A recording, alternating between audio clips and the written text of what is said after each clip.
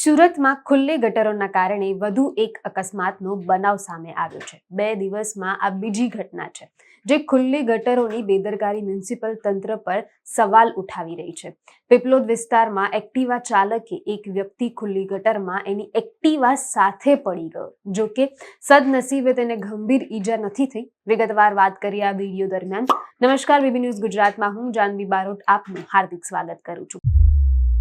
છેલ્લા 15 દિવસથી પીપલોદ વિસ્તારમાં ડ્રેન લાઇન માટે કામ ચાલી રહ્યું છે, પરંતુ કોઈ પણ જાતની સલામતીની વ્યવસ્થા કરવામાં આવી નથી રહી। ખુલ્લી ગટરોનું બેરિકેડિંગ કે કોઈ નિશાન પણ મૂકવામાં આવી નથી રહ્યું, જેના કારણે અકસ્માત સર્જાયો હતો। એક્ટિવા ચાલકના રસ્તા પર જતો હતો ત્યારે ખુલ્લી ગટર દેખાઈ ન હતી, તેના કારણે તે ગટરમાં પડી ગયો।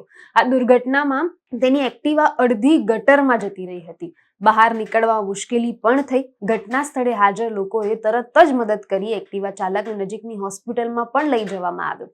સદનસીબે તેને ગંભીર ઈજા નથી પહોંચી, પરંતુ આ ઘટના સુરત મ્યુનિસિપલ તંત્ર માટે ચેતવનારી રૂપ બની છે।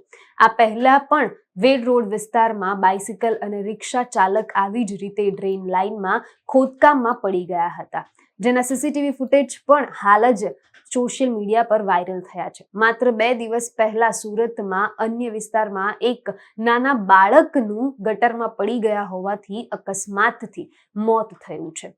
તે છતાં મ્યુનિસિપલ તંત્ર કોઈ જ બોધ લીધા વગર ફરીથી ગટરની લાપરવાહી બહાર આવી છે।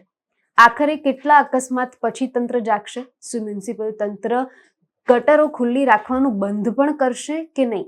આનો જવાબ કોણ આપશે? વધુ વિગત સાથે ફરીવાર મુલાકાત કરીશ। હાલ મને રજા આપો। નમસ્કાર।